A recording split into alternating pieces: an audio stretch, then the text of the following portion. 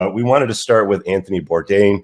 For those of you out there that aren't aware, he just committed suicide the other day at the age of 61. There's a lot of stuff that we tweeted back and forth the last couple of days on Twitter. Rollo, let me throw it off to you because you've got a lot more insight on it. I know you talked to Pat about it the other day on his live radio show, but what's the frame on that story? Well, from what I have been able to, learn through the interwebs, I guess, apparently he had been married before. His ex-wife was now his ex-wife because she was cheating on him with, I believe it was an MMA fighter guy or her personal trainer that he was paying for. I actually she was an MMA fighter too, right? Like she was a pretty buff chick. Yeah. She herself was pretty muscular. Let's put it that way. But if you look at this guy's history of women, I mean, I think maybe that's really kind of his thing is sort of rougher. I'll be as nice as I can, rough around the edges women, and has a pretty interesting bad boy kind of life, and I don't know if anybody is familiar with his show. His show is really about, going around the world, eating different things. It's like more of like a food and sort of a lifestyle kind of thing. And it's a really interesting show. It's not really anything that I really got into too deeply, but I'm not going to say I didn't watch it. I've watched a few of them, but, just learning what I have about the guy, he fit a profile that I'm very, very familiar with, which is guys who get up into their, he's in the prime demographic for this kind of a suicide. I think that there's two sides to a guy because a lot of people are asking me, well, why would this guy who's got everything going for him, he's making a ton of money, works for CNN. I mean, if you go to the CNN website right now, it's just, wall-to-wall coverage of Anthony Bourdain because CNN really liked this guy. And apparently he was also very wrapped up in the Harvey Weinstein, sex scandals or whatever the misconducts and the whole Me Too process. No, he was wrapped up because of his girlfriend Asia, that Italian girl. Yeah, because she was the one that was saying that she was actually one of Harvey Weinstein's casting couch girls. She had just delivered some speech, I think, about it at the Cannes Film Festival, and I think that was last year. I don't think it was this year. I might be wrong about that. But apparently she's really involved in the Me Too movement. If you look at this girl, her name is Asia Argento. Again, really fits another profile and very much really a piece of work. She had a kid with a guy, I think it was an Italian rock star at 25. Divorced him, had another kid at 32 with another guy, got rid of him at 37, and then at 41 started dating Anthony Bourdain. Really has what was it? The second husband was a film director. So she's been sort of working her way. I mean, her life has been sort of a testimony to hypergamy because it's just like, it's alpha fucks and beta bucks. I mean, all the way down for what she's been doing. And, just looking at, just digging into her personal history and digging into, Bourdain's personal history, and then imagining what it must be like for these two to come together. Because from what I could tell from Bourdain, he was very much an alpha guy. He's one of these guys who's very alpha in his business and in his life and sort of putting himself out there and putting himself out for new experiences. And I think pretty much anybody who would see this guy's personal history would go, that he seems like he's got his shit together. He seems like he's a good guy, or he seems like he's very, very much alpha. But just because a guy is alpha in his business life does not mean he is alpha in his personal life. And he, like I said, he kind of fits this profile of these older dudes who have done a lot with themselves, but they've never really unplugged themselves from the matrix. They've never really got rid of that blue pill conditioning. And if you look at how he was very militantly advocating for, Me Too. And granted, most of this started as soon as he started dating Asia, but very much wrapped up in, women in business, women in entertainment, women. And it seemed like he was very much trying to identify and be what I call a blue pill white knight, or you can even call this guy alpha, but also blue pill. And transferring that over into his personal life. So you see him getting crushed by his ex-wife, then he gets involved with this chick, with Asia, and then just 3 days ago, 3 days before the suicide, there's pictures of her with some 28-year-old reporter guy. I think it was a reporter, as a writer, who was following her again to the Cannes Film Festival. And apparently she has ditched Anthony Bourdain and is traipsing around Rome, and from the pictures, I mean, it looks like two high school kids on a first date, and they're just, hand in hand and looking at each other and mooning against each other, and just, very much, you could tell that they are a couple.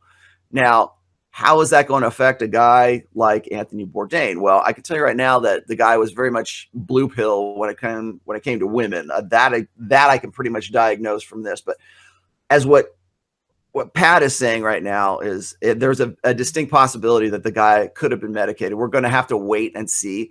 I'm not going to buy that right now, only because I think that this is CNN again trying to redirect the narrative. You see, in the wake of stuff like this, you will always say, celebrity suicide. You will always see the common excuses are going to come up for why he killed himself. Like the same thing with Robin Williams. Remember, Robin Williams hung himself as well. Anthony Bourdain hung himself. Okay. From my personal history, I've dealt with people who have hung themselves as well. And it seems to me that when a guy is hanging himself, he's making a statement. He's not just grabbing a shotgun like Kurt Cobain and, he's high on drugs, or he's overdosing or something like that, or he wants to take the easy way out to, basically swallow a bullet or just overdose on whatever it is he's doing. I'm thinking of like Chris Cornell. Think about the celebrity deaths that we've seen that were ruled suicides anyways. You look at Chris Cornell, you look at what's the guy from Linkin Park? I can't remember his name. Also, you're looking at these guys. Chester. Yeah, they're not taking. They're ODing. It's their demons that catch up with them. But when a guy hangs himself, he's making a statement. Okay, it takes effort to hang yourself. You gotta, seriously, you gotta go on YouTube and figure out like how to tie a noose and put it around your neck and figure out where you're gonna do it and where you're gonna stage it. It's almost a creative act to hang it's like your last final creative act. How am I gonna do this? How do I want to be found? How do I want to be remembered? You're talking about a process for a guy, as opposed to, well, you know what? It doesn't feel like I want to live anymore, and I'm just going to take myself out. I was just thinking there, Rollo, because you did a post on ultimatums and it being a declaration of powerlessness. I think that, suicide is probably the ultimate form of that. Wouldn't you say so? Yeah. Well, definitely. I think that, a lot of people say it's the coward's way out. From my perspective, I don't have a lot of respect for guys who off themselves, but working in the manosphere and writing what I have and encountering guys like the guy that Pat was describing, like, guys coming up to me and saying, hey, look, thank you for saving my life. We were at the convention last year, and I had a guy come up to me and just personally come up to me and grab me and says, you know what, I came to this convention just because I wanted to tell you that you saved my life. And then he explained to me that he was this guy who had written this comment that I had actually responded to in one of my posts. And basically this guy had prepared a time that he was going to go kill himself. He had a date set. He knew when he was going to do it. He was setting himself up. He was making sure that it was going to kind of look like an accident, so that the insurance company would, his life insurance would still go to his kids. Basically didn't want to be this inconvenience to anybody, and was just ready to check out of life, and had read something that I'd written, and then picked up one of my books, started reading it, and then changed his plans to kill himself. Really, this guy had a schedule to do something like that. And it's really hard for me to talk about this, because a lot of the times, like and people know this about me, one of the reasons that I got into writing and doing what I do anyways is because I've had to deal with suicides that were prompted by a woman, prompted by that blue pill mindset, prompted by this sort of despondency that comes from being zeroed out and having built a man having built his life around this old social contract, or what he believes should be achievable, attainable goals in a blue pill context and blue pill paradigm, and then finding out that all of that means nothing because everything that the guy had built can be just, you know, whipped away in a second, through divorce, through his wife cheating on him, through you know, whatever. But becoming zeroed out like that, I have a lot of personal experience with that with guys. Anybody who knows my past, I'm not going to dig into that right now, but anybody who knows what I'm talking about right now, that's one of the reasons I got into this, because I wanted to prevent that kind of stuff.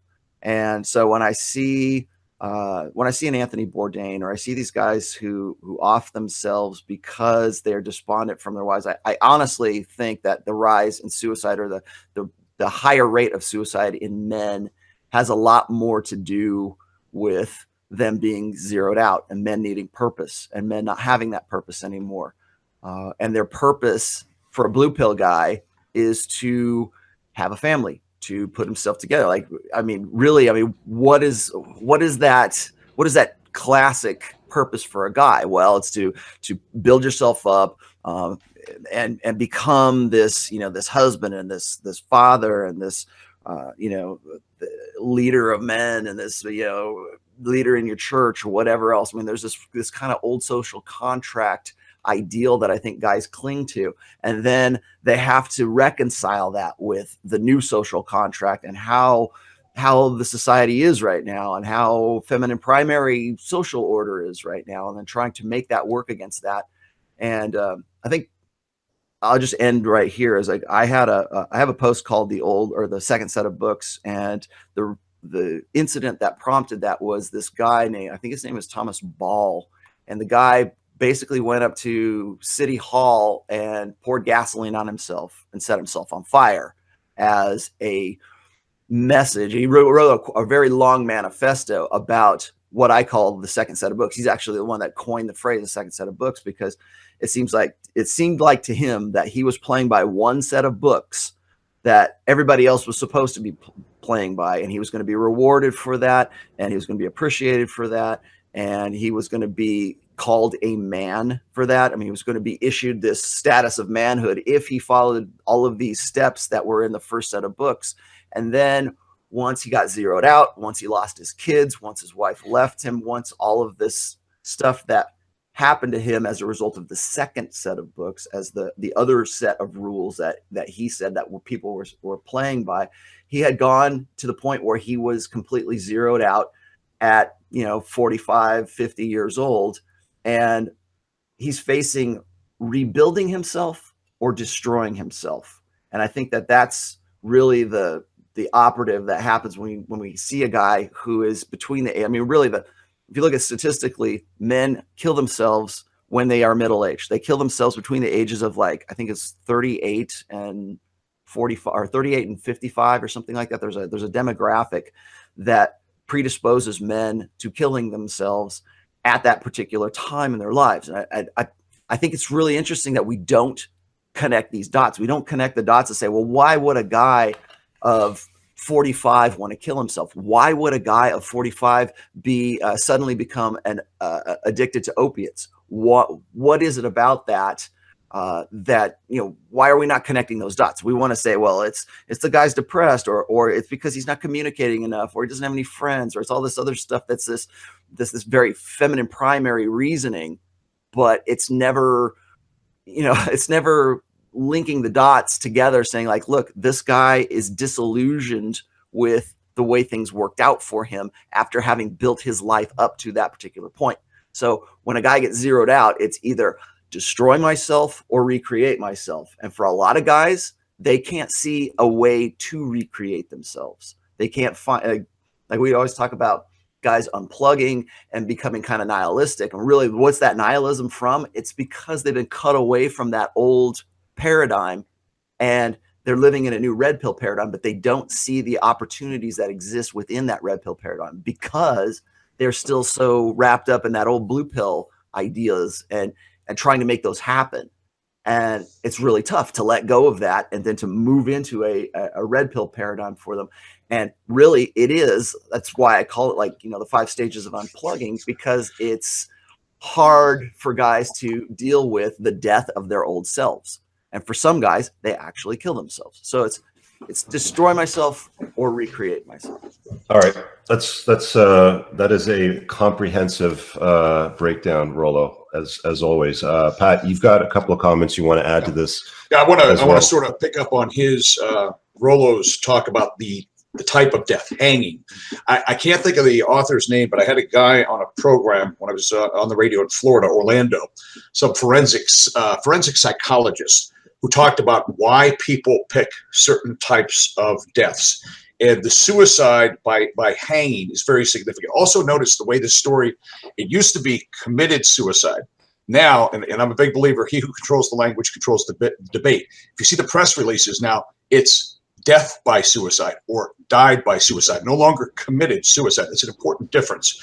But anyways, hanging is not the first choice for guys, but it's meant to send a specific message. And what got me digging into the different styles that guys use, when I was in Orlando, we had a terrible incident. There was a family guy who one morning, he's got a white Suburban SUV, pulls it up on an overpass on I-4, which is a very busy road down there, slits both his wrists, blood all over the car, gets up on the bridge and just takes a dive, gets completely crushed by semis and cars going by. And everybody's there like, well, why would you do that? You know, and it turned out apparently he was leading a secret lifestyle. He was homosexual. Somebody was about to out him, but he did it in a very graphic way. I mean, go into the woods, blow yourself away, you know, take a handful of pills, whatever. Why do that to other people? But he was trying to send a message. And guys generally don't go with the hanging unless there's something, you know, really emotional connected there. And I talked with Rollo on the program yesterday about how infidelity is not easy for anybody, but women seem better suited or acclimated to dealing with it than men, especially successful men. Let me give you an example. Got a really good friend, lady friend. She was married to a guy. She's got a couple of kids. Meanwhile, this guy's out banging everything in sight, unbeknownst to her, actually banging underage girls. He winds up going to jail. Now she's devastated. Okay, at no point did she ever get suicidal because she's like in survival mode. I've got to take care of my kids. Suicide was not even in her wheelhouse. Right. Fast forward to another friend of mine, prominent doctor here, whose wife cheated on him. This was devastating because everybody in town knew about it. Everybody that goes to his church knows about it. It is a direct blow to the solar plexus of his ego. He could have lost all of his businesses. He could have lost family and friends. This, you may as well have just walked up and clipped his balls off. That's how bad it was. Okay.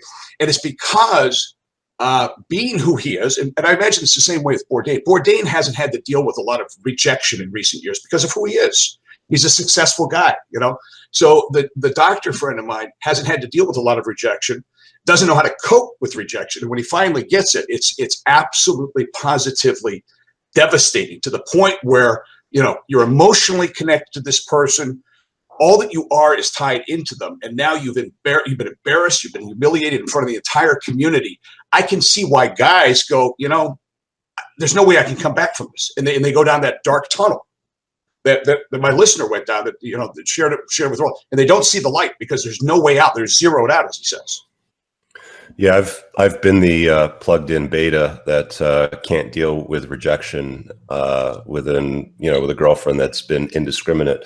I know what that's like. It's shit. And, you know, guys' ego investments, you know, I think that guys believe that if they have a deep, strong ego investment in a relationship, that it is the end all be all and protects all.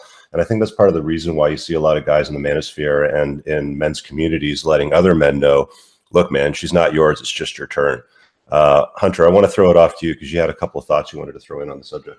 Right. So obviously the brand is the family alpha. I'm always talking family, and guys are really surprised when I think Rollo coined the term, you know, there is no one.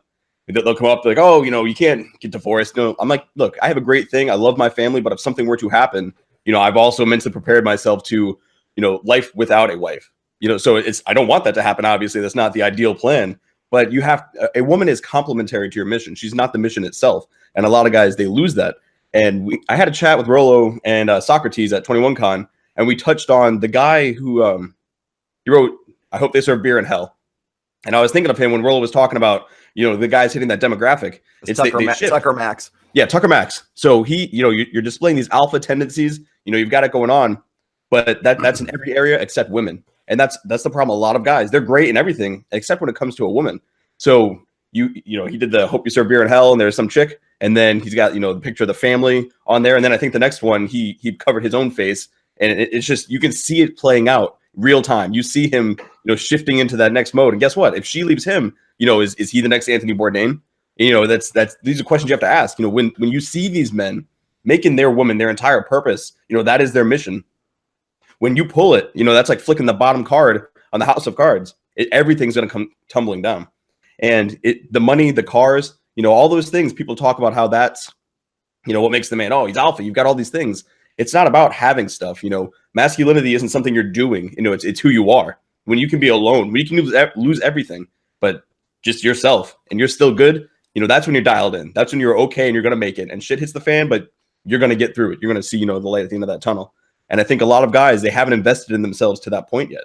And that's one of the biggest things I'm always trying to push is, hey, it's great that you have a family, but that family doesn't define you as a man. You know, you're a man first. All the titles that came after that, you know, those came after. But your foundation, your baseline is being a man, a husband, father, all those titles that come after and the duties that come with it. They're great. They're wonderful things if that's what you want in life.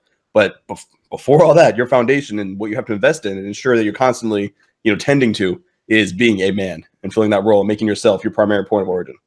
Yeah, absolutely. Yeah, the mental point of origin is huge. Rolly, you wanted to add something else? Yeah, I just want to add a little bit here. Is that there's a few things that Hunter's talking about. Is I think that if we look statistically at guys, and I've said this a million times before, that most guys are betas. Most guys, we pretty much established that in the manosphere where we're saying, you know, the 80-20 rule, where at least 80% of guys would qualify as being betas, and guys who are just basically investing as much as they can in their relationships and then moving on. But I think that as such, because these guys are blue pill and because they're betas, they tend to adopt a scarcity mentality, and they buy into this idea of the one, of you know, the soulmate myth.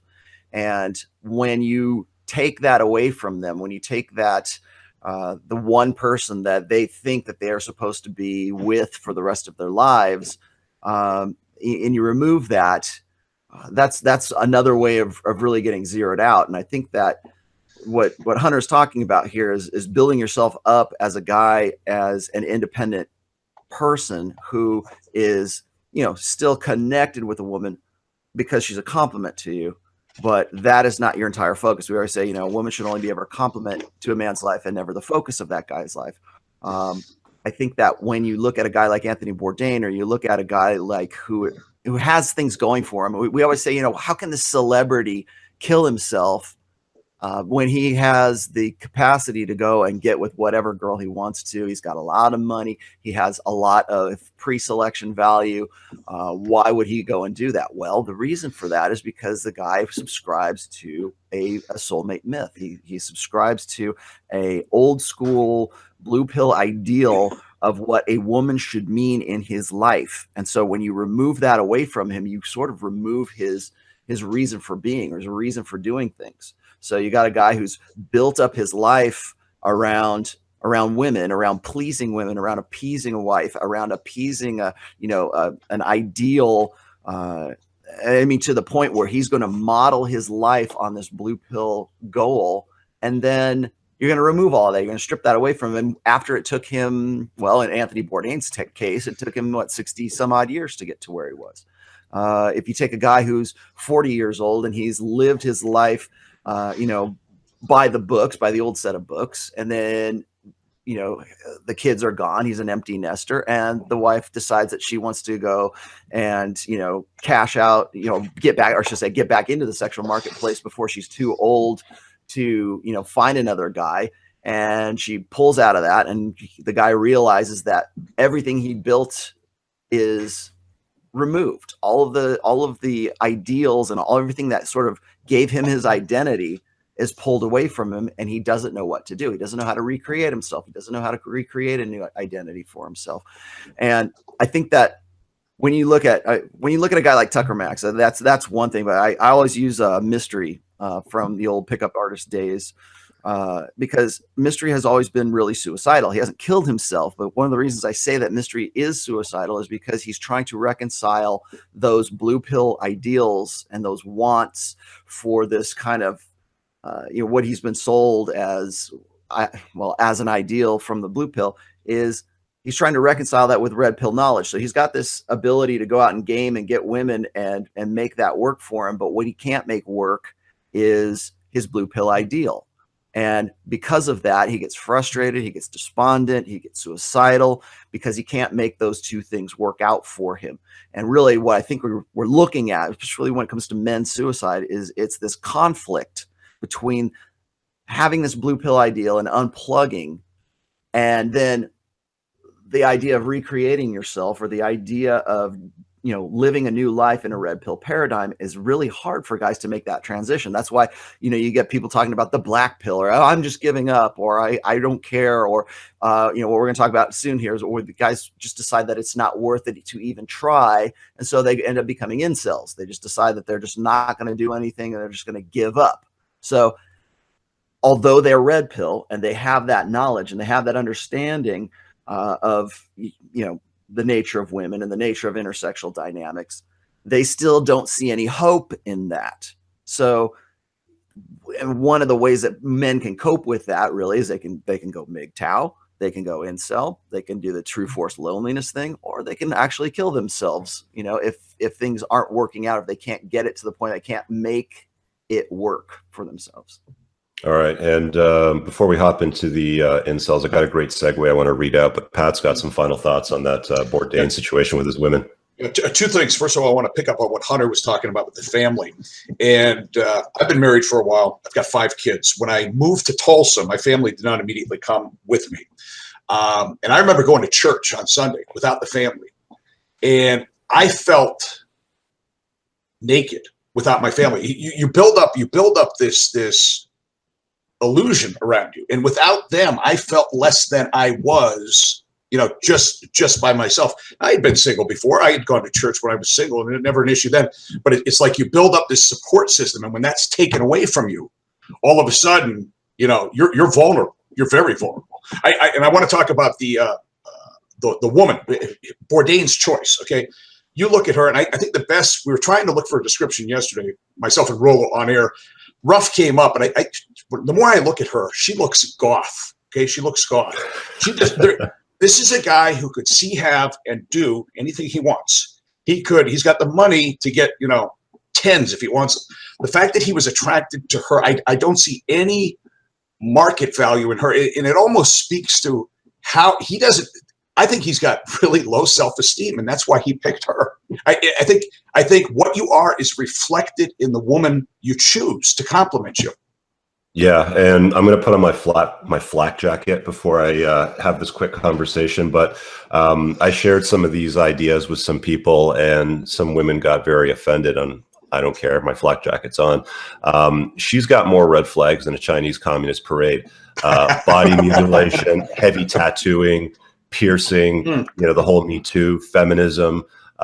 She's obviously ridden on men's coattails many, many times. I mean, even if you look at her Instagram feed, she's got multiple pictures where she's doing poses like this. Yes. She's got, like the arrogant stare. It's like you said, Pat, obviously, the women that he's chosen in his life are an outward reflection of who he is as a person. He obviously had some demons that he needed to deal with, and he just didn't. And that was his out.